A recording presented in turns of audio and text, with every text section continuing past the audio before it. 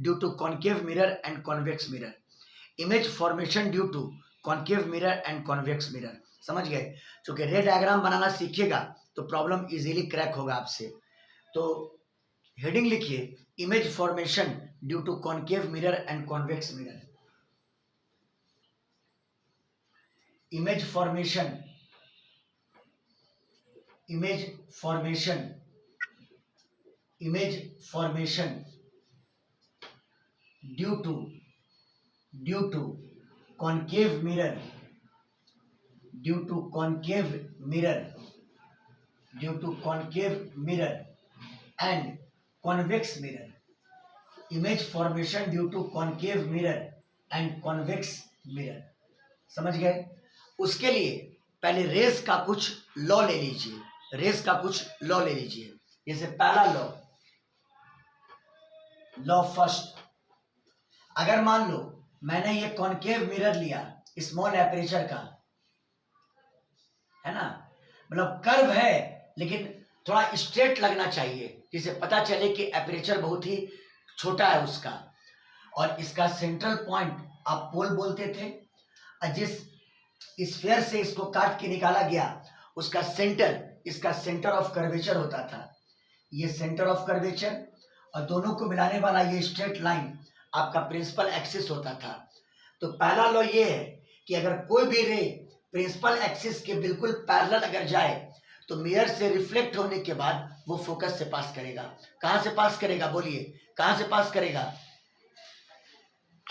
Focus से पास करेगा। हाँ, अगर कोई भी रे प्रिंसिपल एक्सिस के बिल्कुल अगर पैरेलल गया, ये रे जो है वो प्रिंसिपल एक्सिस के बिल्कुल पैरेलल है और बहुत ही क्लोज है, बहुत ही क्लोज है, यानी ये डिस्टेंस बहुत ही कम होगा रेडियस ऑफ कर्वेचर के रिस्पेक्ट में, ये डिस्टेंस बहुत ही कम होगा रेडियस ऑफ कर्वेचर के रिस्पेक्ट में। तो यहां से रिफ्लेक्ट होने के बाद लाइट पास करेगा कहां से? फोकस से। ये फोकस है। बात आई समझ में? तो थ्योरी क्या बना? Any ray travelling parallel and close to the principal axis, है ना, travelling parallel and very close to the principal axis after being reflected by the concave mirror passes through the focus. कहां से पास किया? कहां से पास किया? बोलो बाबू, कहां से पास किया? फोकस से, फोकस से पास किया। Any ray, any ray, any ray travelling, any ray travelling parallel, parallel and close to, parallel and close to principal axis, principal axis after being reflected, after being reflected, after being reflected by concave mirror, by concave mirror, by concave mirror passes through focus, passes through focus, पास करेगा focus से, passes through focus यानी F, F focus हुआ। ठीक है, आइए second law में चलते हैं। लॉ सेकंड, अगर मान लो ये आपका कॉन्केव मिरर है, इसका सेंट्रल पॉइंट पोल, जिस स्फीयर का ये पार्ट है सी उसका सेंटर यानी मिरर का सेंटर ऑफ कर्वेचर, और ये प्रिंसिपल एक्सिस, और ये मान लीजिए फोकस है, ये मान लीजिए फोकस है जो बिल्कुल मिडिल पॉइंट पर है। तब ना प्रूफ किए थे कि focal length is equal to r/2। देखिए होता क्या है, अगर कोई रे फोकस से होकर के मिरर पर पड़े, अगर कोई रे फोकस से पास करता हुआ अगर मिरर पर पड़े, ये रे फोकस से पास करता हुआ मिरर पर पड़ा, रिफ्लेक्शन के बाद वो प्रिंसिपल एक्सिस के बिल्कुल पैरेलल हो जाएगा, रिफ्लेक्शन के बाद वो प्रिंसिपल एक्सिस के बिल्कुल पैरेलल हो जाएगा। देखिए बहुत ही इंपॉर्टेंट लॉ, समझ गए? रिफ्लेक्शन के बाद वो प्रिंसिपल एक्सिस के बिल्कुल पैरेलल हो जाएगा। अंडर एस्टिमेट नहीं करना है इन सब लॉ को, इससे बहुत सारा न्यूमेरिकल बनेगा। समझ में आई बात? तो any ray, any ray, any रे passing through the focus, passing through focus, passing through focus when when fall on when fall on concave mirror, when fall on concave mirror after reflection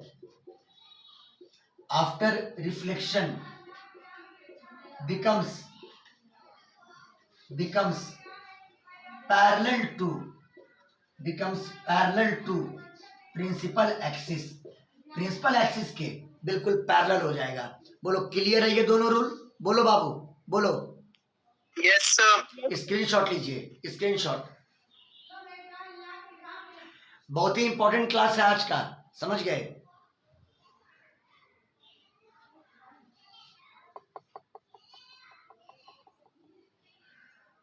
हो गया sir.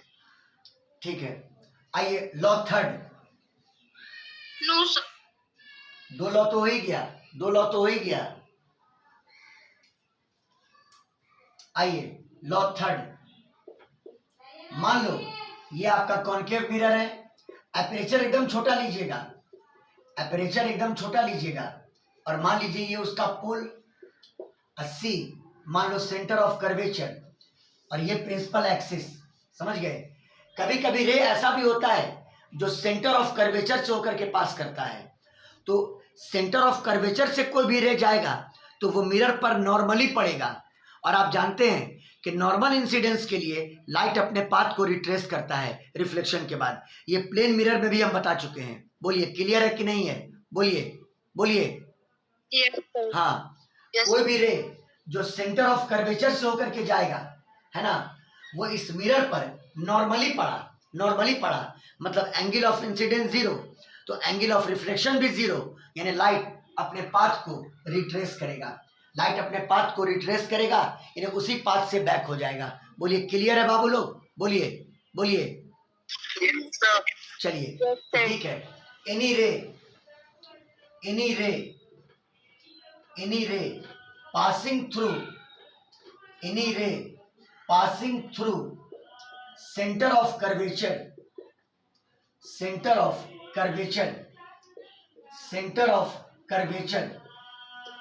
when fall on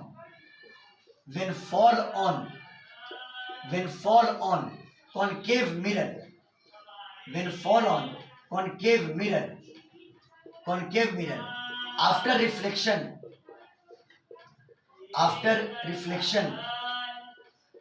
after reflection, है ना, returns through the same path,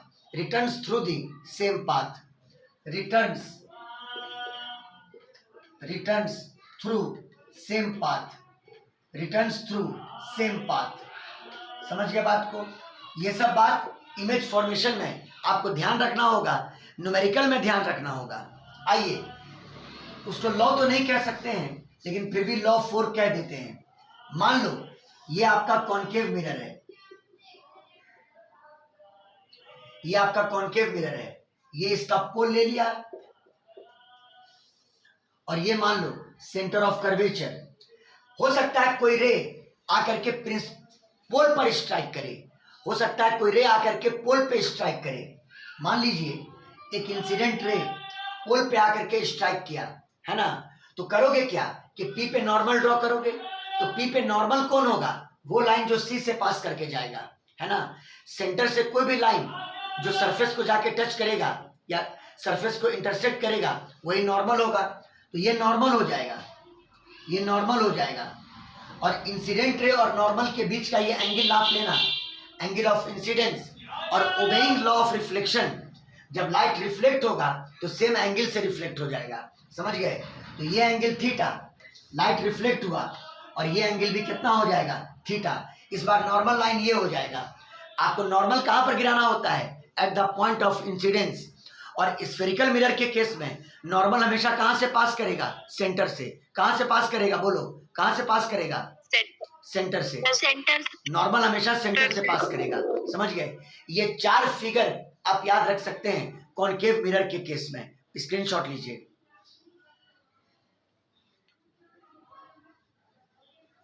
हो गया तो बोलो। Yes sir, हो गया। अब देखिए,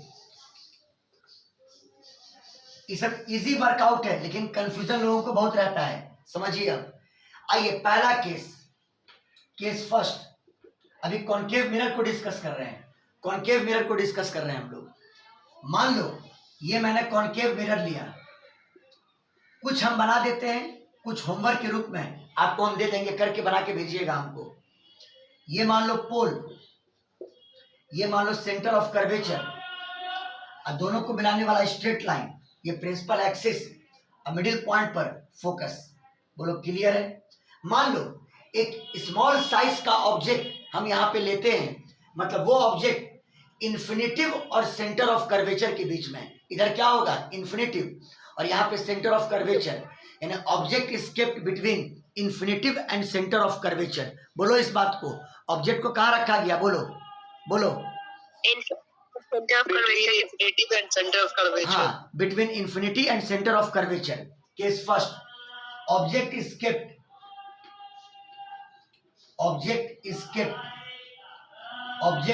kept between infinitive and centre of curvature. Object का साइज स्मॉल लीजिएगा ताकि जो रे जाए वो पैराक्सियल जाए। चलिए ये मान लो मैंने एक ऑब्जेक्ट लिया, नाम दे दिया ए बी। चलो पहला रे लो, ऑब्जेक्ट से होते हुए पहला रे लो जो बिल्कुल प्रिंसिपल एक्सिस के पैरेलल जाए। ये रे बिल्कुल प्रिंसिपल एक्सिस के पैरेलल गया, क्लियर है? पहला रूल, यहां से रिफ्लेक्शन होगा, कहां से पास करेगा, बोलो कहां से पास करेगा, बोलो कहां से पास करेगा, फोकस से। लाइट रिफ्लेक्ट किया, पास किया फोकस से। चलिए बहुत अच्छा, यहां से फिर सेकंड रे लो जो फोकस से पास करके जाए, सेकंड रे लो जो फोकस से पास करके जाए। चलिए बोलिए क्या बोले थे, फोकस से पास करके अगर रे जाएगा तो रिफ्लेक्शन के बाद प्रिंसिपल एक्सिस के क्या हो जाएगा, बोलो प्रिंसिपल एक्सिस के पैरेलल हो जाएगा। देखिए प्रिंसिपल एक्सिस के पैरेलल हो गया, और गौर कीजिए दोनों रिफ्लेक्टेड रे ने यहाँ पे कट किया, दोनों, पहला रे ये रिफ्लेक्शन ये हुआ, सेकंड रे ये रिफ्लेक्शन ये हुआ, और दोनों रिफ्लेक्टेड रे यहाँ पे कट किया, यहीं पे इमेज का फॉर्मेशन होगा, यहीं पे इमेज का क्या होगा, फॉर्मेशन होगा। देखो ये आपका इमेज का फॉर्मेशन हुआ, और इमेज उल्टा बना। वैसे भी आप कह सकते हैं कि रिफ्लेक्टेड रेस के एक्चुअल इंटरसेक्शन से, हमको पीछे ऊंचे नहीं बनाना पड़ा, रिफ्लेक्टेड रेस के एक्चुअल इंटरसेक्शन से यहाँ पे इमेज बना है, तो इमेज रियल है। और रियल इमेज हमेशा इन्वर्टेड होता है, रियल इमेज हमेशा क्या होता है, बोलो उल्टा होता है। हाँ, आप इसका नाम दे दो ए डैश और इसका नाम दे दो बी डैश। तो पॉइंट्स क्या क्या होगा कि जब ऑब्जेक्ट को आपने इन्फिनिटिव और सी के बीच में रखा तो इमेज सी और एफ के बीच में बना, इमेज सी और एफ के बीच में बना, है ना। पहला पॉइंट, इमेज इज फॉर्म्ड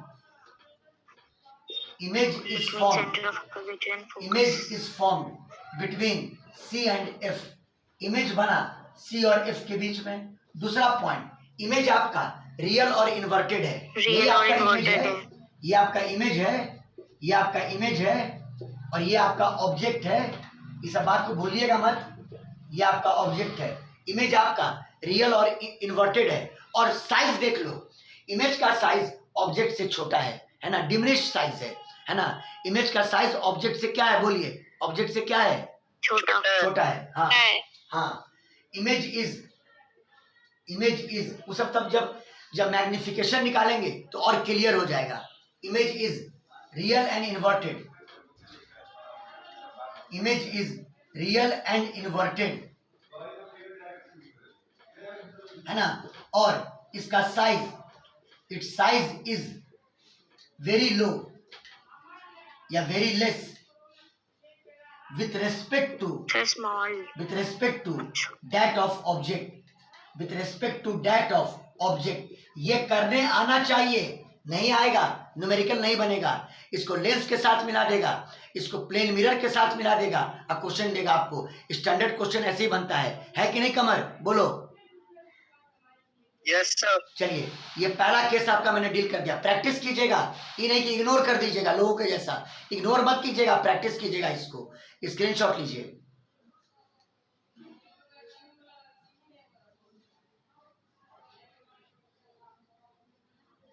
हो गया। Yes sir. अब मान लो इसी ऑब्जेक्ट को हम सेंटर ऑफ कर्वेचर पे रख दें, इसी ऑब्जेक्ट को हम ले आए सेंटर ऑफ कर्वेचर पर। ये बड़ा इंपॉर्टेंट पॉइंट है, बहुत बार क्वेश्चन इस पे पूछा गया है।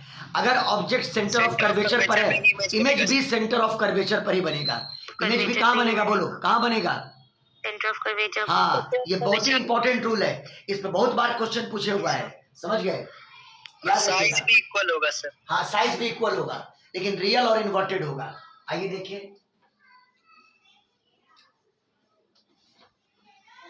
Case 2, image is kept on C. Image object is kept on C. Object को आपने रखा एग्जैक्टली सेंटर ऑफ कर्वेचर के ऊपर। आइए, ये अपना लिया कॉनकेव मिरर, ये आपका पोल हो गया, जिस गोले से काट के निकाला ये उसका सेंटर, यानी इसका सेंटर ऑफ कर्वेचर, ये प्रिंसिपल एक्सिस और दोनों के मिडिल पॉइंट पर फोकस। बोलो क्लियर? ऑब्जेक्ट को रखना है सेंटर ऑफ कर्वेचर के ऊपर। ये आपका ऑब्जेक्ट हुआ, ये आपका ऑब्जेक्ट हुआ, समझ गए? चलिए, पहला रे प्रिंसिपल एक्सिस के बिल्कुल पैरेलल ले जाइए, समझ गए? पैराक्सियल रे होना चाहिए, मतलब प्रिंसिपल एक्सिस के बिल्कुल क्लोज और पैरेलल जाएगा, पैरेलल जाएगा। बताओ, यहां पर रिफ्लेक्शन होने के बाद कहां से पास करेगा? बोलो कहां से पास करेगा? फोकस से। वेरी गुड, फोकस से पास किया, समझ में आई बात? सेकंड रे फोकस से लेके जाओ, अब फोकस से जब जाएगा तो मिरर से रिफ्लेक्शन के बाद प्रिंसिपल एक्सिस के बिल्कुल पैरेलल हो जाएगा। एकदम याद हो जाएगा आज आप लोग को याद हो जाएगा। देखिए, गया, अब प्रिंसिपल एक्सिस के बिल्कुल पैरेलल हो जाएगा। चलिए, आइए, दोनों रिफ्लेक्टेड रे यहां पे कट किया, यहां पे कट किया, इमेज यहीं पे फॉर्म करेगा, इमेज यहीं पे फॉर्म करेगा, बिल्कुल सेंटर ऑफ कर्वेचर पर। ये सी सेंटर ऑफ कर्वेचर है, इमेज यहीं पर फॉर्म करेगा। ये आपका इमेज हो गया, ये आपका क्या हो गया? इमेज। बोलो क्लियर है? तो पहला पॉइंट, इमेज कहां बना? सेंटर ऑफ कर्वेचर पर। नहीं बोलिएगा, इमेज कहां बना? Centre of curvature. हाँ, पहला पॉइंट, इमेज इज फॉर्म्ड। ये केस 2 था, image is formed on centre of curvature itself. बोलो क्लियर है? दूसरा पॉइंट, रियल और इन्वर्टेड है, क्योंकि रिफ्लेक्टेड रेस के एक्चुअली इंटरसेक्ट करने से बना है, से बना है, तो रियल है तो इन्वर्टेड होगा, और इन्वर्टेड का फील भी तो आ रहा है आपको, उल्टा इमेज बना है। देखिए, दूसरा point, image is real and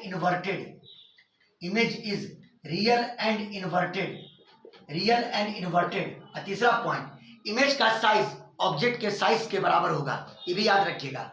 third point, the size of image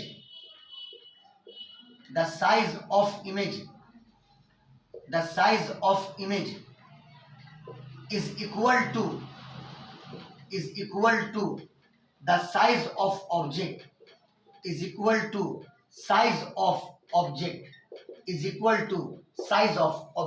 बोलो, इतना में कोई डाउट? बोलो बा, बोलो।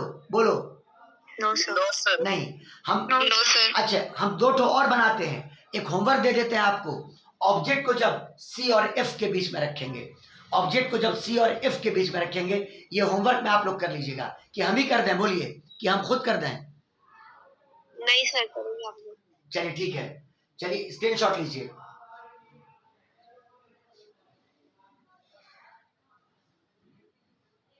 हो गया? बोलो। Yes sir. Case third, object is kept between C and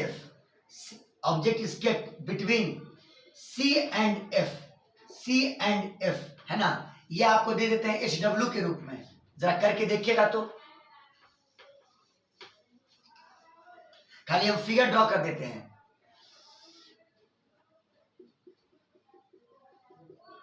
और अब अगर ज्योमेट्रिकल ऑप्टिक्स नहीं समझ में आया तो अब हम क्या कर सकते हैं? इसका मतलब लैक ऑफ प्रैक्टिस है आप लोग के अंदर।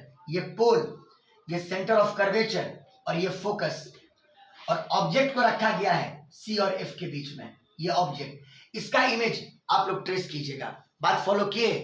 और केस नंबर ये 3rd है। चलिए इसका स्क्रीनशॉट ले लीजिए, होमवर्क में कर लीजिएगा इसको, एक तो अपने से बना के देखिए। हो गया? बोलो। Yes sir. Yes sir. आइए केस 4 डील करते हैं। Yes sir. केस 4 हम डील करेंगे। Object is kept on focus, object is kept on focus, object is kept on focus, object is kept on focus. चलिए यहां से इसको हटाया, ऑब्जेक्ट को रखा फोकस पर, ऑब्जेक्ट को रखा फोकस पर। जरा गौर करो, इस बार थोड़ा सा चेंजिंग लाएंगे। पहला रे प्रिंसिपल एक्सिस के बिल्कुल पैरेलल गया, लाइट का रिफ्लेक्शन हुआ, कहां से पास करेगा? बोलो, कहां से पास करेगा? फोकस। फोकस से। फोकस से। हाँ, फोकस से पास करेगा। चलिए सेकंड रे लीजिए, जो सेंटर ऑफ कर्वेचर से पास करता हुआ ऑब्जेक्ट से होते हुए मिरर पर पड़े, सेंटर ऑफ कर्वेचर से होता हुआ और ऑब्जेक्ट से पास करता हुआ मिरर पर पड़े। देखिए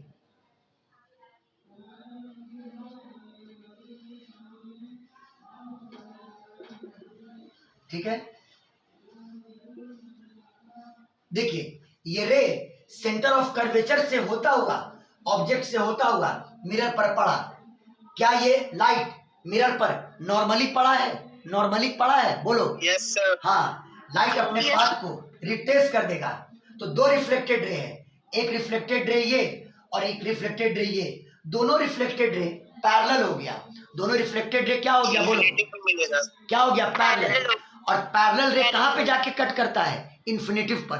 पैरेलल रे कहां पर कट करता है? बोलो, इन्फिनिटिव पर, है ना। दोनों रिफ्लेक्टेड रे पैरेलल हो गया और इन्फिनिटिव पे कट किया, यानी इस केस में इमेज बनेगा कहां पर? इन्फिनिटिव पर। याद रखिएगा, अगर ऑब्जेक्ट फोकस पर है कॉन्केव मिरर के केस में, इमेज कहां बनेगा? इन्फिनिटिव पर। समझ में आया बात? बोलो बोलो। Yes sir. हाँ, यहां लिख देते हैं, both the reflected raise, both the reflected rays,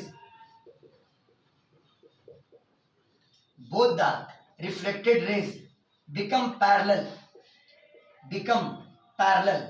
both the reflected rays become parallel and so intersect at infinitive, so intersect at infinitive, so intersect at infinitive।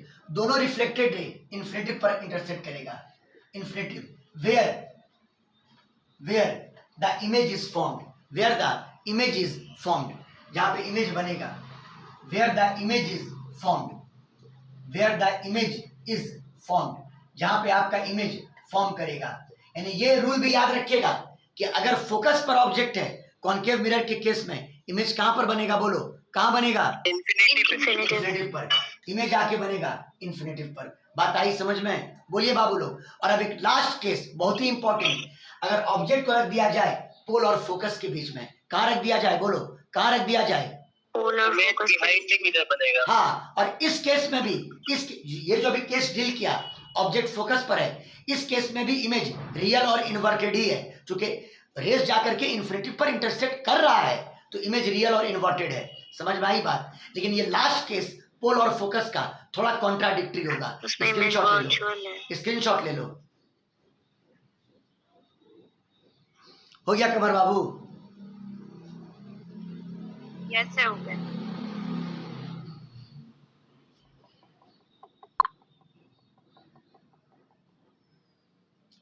सबको क्लियर है? बोलो। Yes sir. आइए yes sir. Case 5,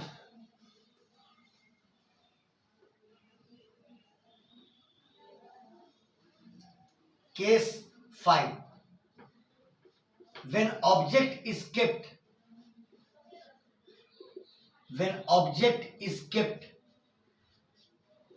between, जब object को रखा जाएगा between pole and focus, object को रखेंगे between pole and focus, object को कहां रखेंगे? पोल और फोकस के बीच में। ये मान लो कॉन्केव मिरर, ये मान लो सेंटर ऑफ कर्वेचर, ये मान लो पोल और ये मान लो फोकस। और ऑब्जेक्ट को रखा, ये पोल है, सॉरी, ये फोकस और ये सेंटर ऑफ कर्वेचर। ऑब्जेक्ट को रखा पोल और फोकस के बीच में। ये मान लो ए बी नाम का ऑब्जेक्ट है। पहला रे लो जो प्रिंसिपल एक्सिस के बिल्कुल पैरेलल जाए, पैरेलल गया। रिफ्लेक्शन के बाद बोलो कहां से पास करेगा, बोलो कहां से पास करेगा? फोकस से। फोकस से।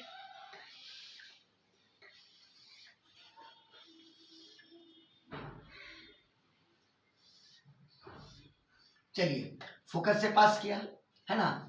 एक सेकंड रे आप ले सकते हैं जो सेंटर ऑफ कर्वेचर से होता हुआ, ऑब्जेक्ट से होता हुआ मिरर पर फॉल करे। बोलिए, लाइट इस पर नॉर्मली इंसिडेंट किया, लाइट इस पर कैसे इंसिडेंट किया? बोलिए, नॉर्मली। तो लाइट अपने पाथ को क्या करेगा? रिट्रेस करेगा। लाइट अपने पाथ को क्या करेगा? बोलो, क्या करेगा? बोलो, रिट्रेस करेगा। अब गौर करो, ये दोनों रिफ्लेक्टेड रे के बीच का जो लैटरल डिस्टेंस है वो बढ़ता जा रहा है। दोनों रिफ्लेक्टेड रे के बीच का डिस्टेंस बढ़ता जा रहा है, मतलब वो इन्फिनिटिव पर इंटरसेक्ट नहीं करेगा।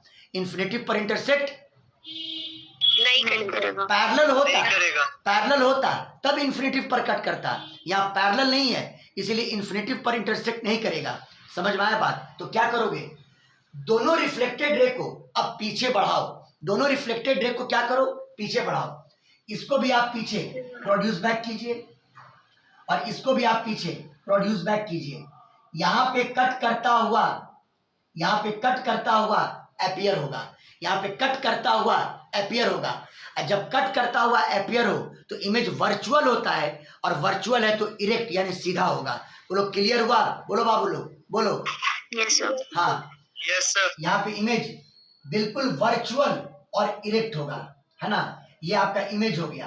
तो इमेज वर्चुअल और इरेक्ट है ना। मिरर के पीछे बना और ऑब्जेक्ट के रेस्पेक्ट में उसका साइज इनलार्ज्ड है, बड़ा साइज है उसका। साइज क्या है उसका? बोलो, साइज क्या है उसका? इनलार्ज्ड है। हाँ, image is formed behind the mirror. Image is formed behind the mirror. और दूसरा case image is virtual and erect. Image is virtual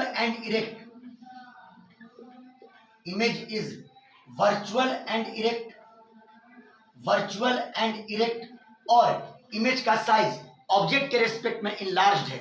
समझ गए? यही एक केस है। इस केस को जरूर याद रखिएगा आप लोग एग्जाम में। The size of image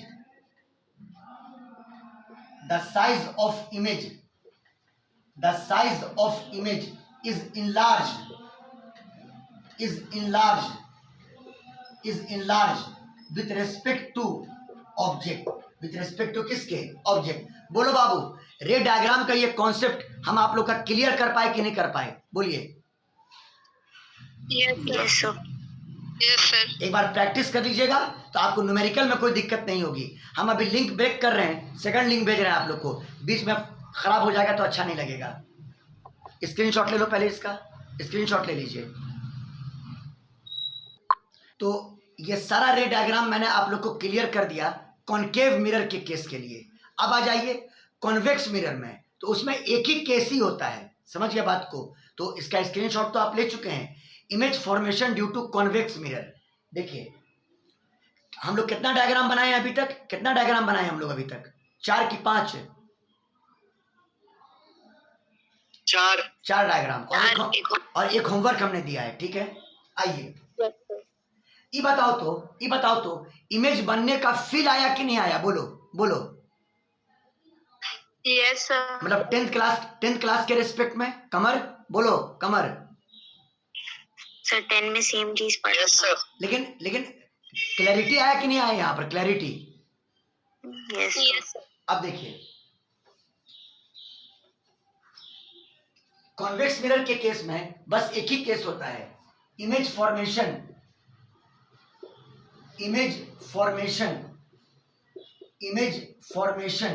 due to convex mirror. Same चीज है, लेकिन वहां पर आप मैच्योर्ड नहीं थे, यहाँ पर आप मैच्योर्ड हो चुके हैं। समझ गया बात को? देखिए ये आपका कॉन्वेक्स मिरर, लो एपरेचर लेना है। क्या लेना है? लो एपरेचर। इधर पॉलिश कर दिया, इधर पॉलिश कर दिया, ये इसका पोल, और आप जानते हैं कि सेंटर इधर है इसका, तो यहाँ पे सेंटर ऑफ कर्वेचर, और ये प्रिंसिपल एक्सिस, फोकस बीच में, ये डिफाइन कर चुके हैं लास्ट क्लास में। प्रिंसिपल एक्सिस को पीछे बढ़ा दिया। ऑब्जेक्ट को हमेशा रिफ्लेक्टिंग सरफेस के सामने रखेंगे। ऑब्जेक्ट को कहां रखेंगे? बोलो कहां रखेंगे? रिफ्लेक्टिंग सरफेस के सामने। चलिए ये मैंने ऑब्जेक्ट को रखा रिफ्लेक्टिंग सरफेस के बिल्कुल सामने। पहला रे प्रिंसिपल एक्सिस के बिल्कुल पैरेलल गया, रिफ्लेक्ट बैक हो जाएगा, रिफ्लेक्ट बैक हो जाएगा, लेकिन पीछे बढ़ाने पर लगेगा कि फोकस से पास कर रहा है। फोकस बोलो से बोलो, आता रहा है। पीछे बढ़ाने पर क्या लगेगा? बोलो क्या लगेगा? कि फोकस से पास कर रहा फोकस है। से पास कर रहा है। परसों पढ़ा दिए थे हम। ये यहां से रिफ्लेक्ट बैक कर जाएगा, अब पीछे बढ़ाने पर लगेगा कि फोकस से पास कर रहा है। तो पहले फोकस से मिलाइए देते हैं उसको, और अब इसी लाइन के लॉन्ग इस रे को रिफ्लेक्ट बैक कर दो।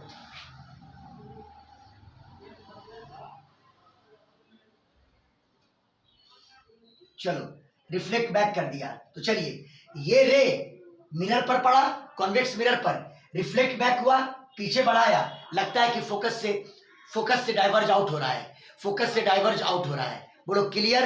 बोलो बाबू लोग बोलो, बोलो।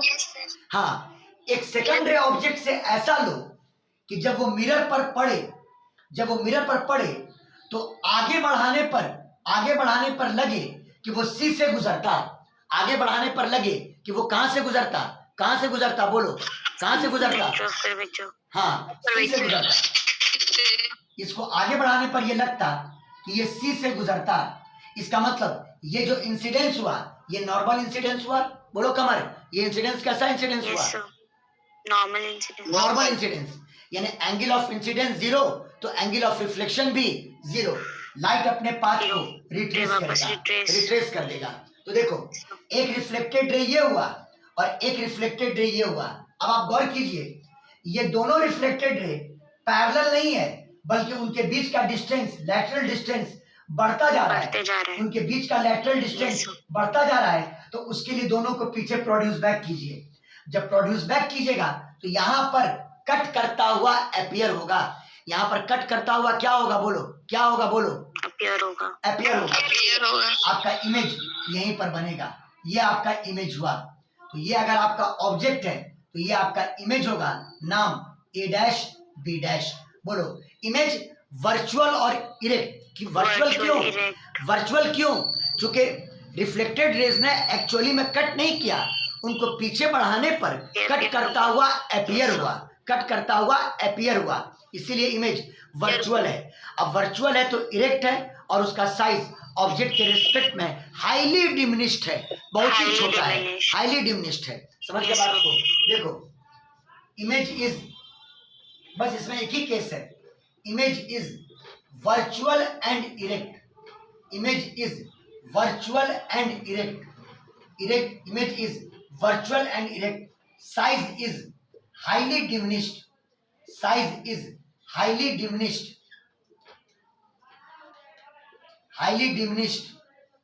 Highly diminished with respect to object. With respect to किसके? ऑब्जेक्ट। बोलो एक फॉर्मेलिटी का ये क्लास था जो मैंने कर दिया, क्योंकि मैंने देखा है नीट और मेंस के क्वेश्चन में रे डायग्राम से रिलेटेड क्वेश्चन बहुत सारे रहते हैं, तो ये अगर बनाने नहीं आएगा तो प्रॉब्लम होगा हम लोग को। बात फॉलो किए? बोलो मान लो एग्जाम में एक क्वेश्चन दे दिया, एक कॉन्केव मिरर के सामने ऑब्जेक्ट को आपने इस प्रकार रखा कि उसका इमेज वर्चुअल और इरेक्ट बना, तो आपके दिमाग में होना चाहिए ना कि ऑब्जेक्ट को कहाँ रखे थे? पोल और फोकस के बीच में। कहाँ रखे थे? पोल और फोकस के बीच में। फिर मान लो कह दे एक पॉइंट सोर्स ऑफ लाइट है, उसको प्रिंसिपल एक्सिस पर ऐसा रखा गया कि उसका इमेज वहीं पर बना। इसका मतलब वो लाइट कहाँ पर, वो सोर्स ऑफ लाइट कहाँ पे रखा गया था? सेंटर ऑफ कर्वेचर, ऑब्वियसली, है ना। आएगा क्वेश्चन आएगा, स्क्रीनशॉट ले लीजिए।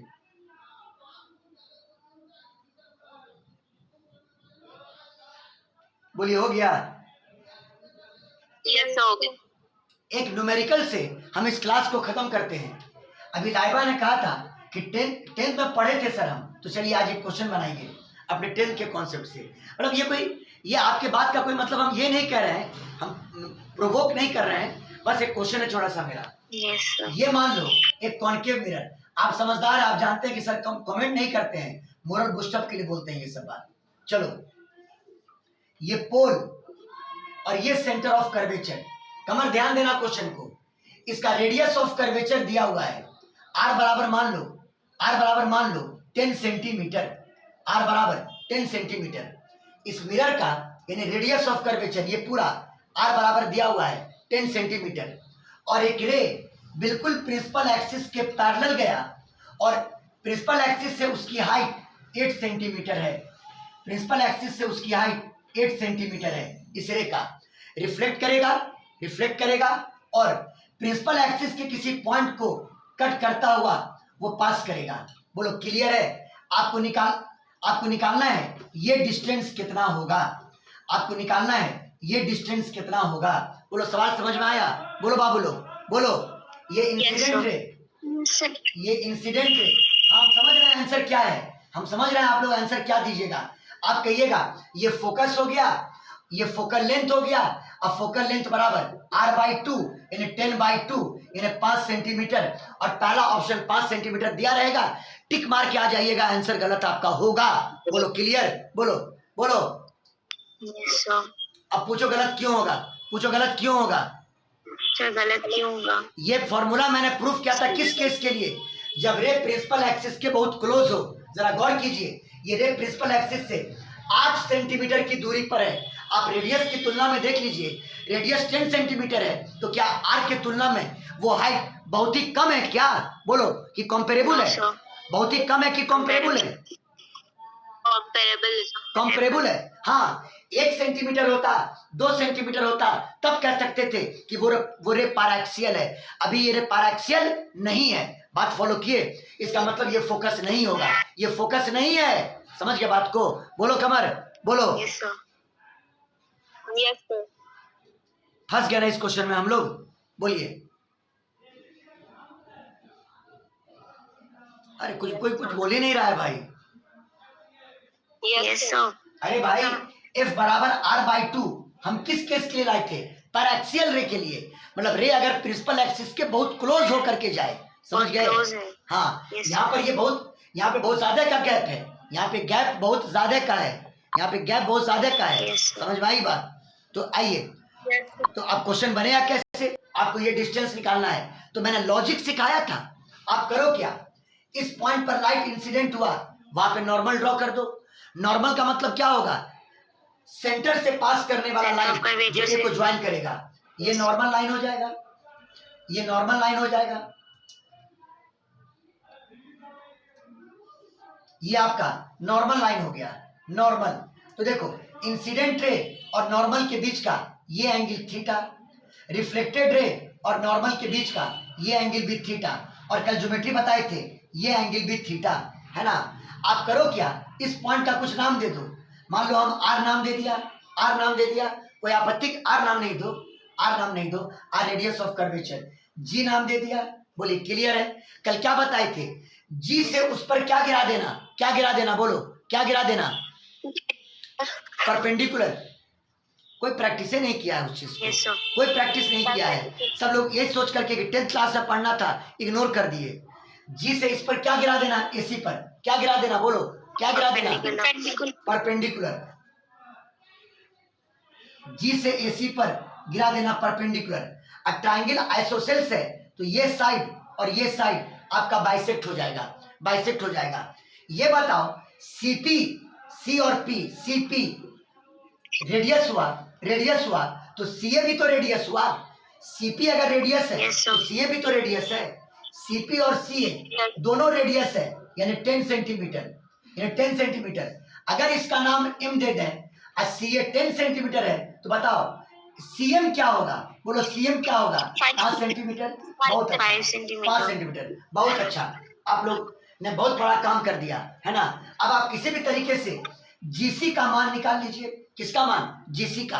चलिए आइए, तो ट्रायंगल जीएमसी में इन ट्रायंगल जीएमसी, ये है ज्योमेट्रिकल ऑप्टिक्स का कमान।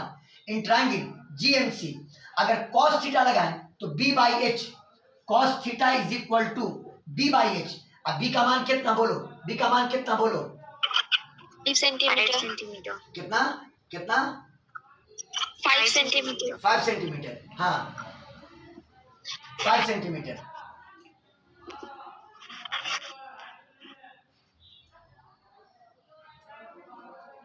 फाइव सेंटीमीटर कॉस थीटा का मान b बाई एच 5 सेंटीमीटर। अब बटा कितना GC, बटा कितना GC, और यहां से GC की वैल्यू निकाल लेना। बोलो किसकी वैल्यू निकाल लेना, बोलो किसकी वैल्यू, GC की। GC बराबर 5 upon cos theta, 5 upon cos theta. उस दिन क्या किए थे जादू कि कॉस थीटा को 1 कर दिए थे, क्योंकि मैंने कहा था रे पैराक्सियल है तो एंगल बहुत कम है, लेकिन यहाँ पर एंगल बहुत कम नहीं है, तो मामला फिर वही हो जाएगा। समझ में आया बात, यहाँ पे एंगल बहुत कम, एंगल बहुत कम नहीं है। एंगल बहुत कम नहीं है। जीसी का वैल्यू आ गया 5 अपॉन कॉस थीटा। आपको कॉस थीटा कहीं ना कहीं से तो आपको दिमाग लगा करके निकालना होगा। किसका वैल्यू बोलो, किसका वैल्यू, किसका वैल्यू, कॉस थीटा का। और अब आपको पीजी कैलकुलेट करना है, आपको पीजी कैलकुलेट करना है। इसको x मान लिया तो PG is equal to, PG is equal to PC minus GC, PC minus GC. और ये बताओ पीसी का वैल्यू बोलो, पीसी का वैल्यू बोलो, पीसी का वैल्यू, रेडियस बोलो कितना, 10 सेंटीमीटर। Radius, 10 centimetre. अरे पीसी का वैल्यू बोलो 10 सेंटीमीटर। 10 सेंटीमीटर माइनस जीसी का value 5 upon cos theta, 5 upon cos theta. Cos theta 1 मत को करना, कॉस थीटा 1 मत करना, नहीं तो गड़बड़ हो जाएगा, फिर वही बात हो जाएगा पैराक्सियल रे वाला कंडीशन। और अभी रे पैराक्सियल नहीं है, बात आई समझ में। अब हम आप लोग को फिर यहाँ पर होमवर्क करके ब्रेक करते हैं, नहीं बनेगा तो हमें उसके लिए आप कॉस थीटा की वैल्यू, अब आप चूंकि देखिए अब ये 10th क्लास की ज्योमेट्री बन गया, आप कॉस थीटा की वैल्यू को निकाल करके आप हमको बताएंगे कि कितना वैल्यू आता है। क्या निकल सकता है कॉस थीटा, बोलो, मेरे हिसाब से तो निकल जाएगा, पूछो कैसे। अब हम ही बता देंगे तो फिर आप लोग क्या कीजिएगा, तब आप लोग क्या कीजिएगा। देखो देखो अगर सी से निकाल लेंगे सर। ये नॉर्मल है, अगर सी से यहां पर परपेंडिकुलर गिरा दें, ये दूरी 8 सेंटीमीटर, थोड़ा भी दिमाग नहीं लगाइएगा आप लोग, ये दूरी 8 सेंटीमीटर। अब देखो आपको सीए मालूम है, आपको सीए मालूम है कितना, 10 सेंटीमीटर, 10 सेंटीमीटर। हाँ मालूम है। तो क्या अगर इस एंगल को लें थीटा एंगल को, तो tan थीटा बराबर परपेंडिकुलर बाई बेस नहीं होगा, बोलो बोलो बा बोलो बोलो।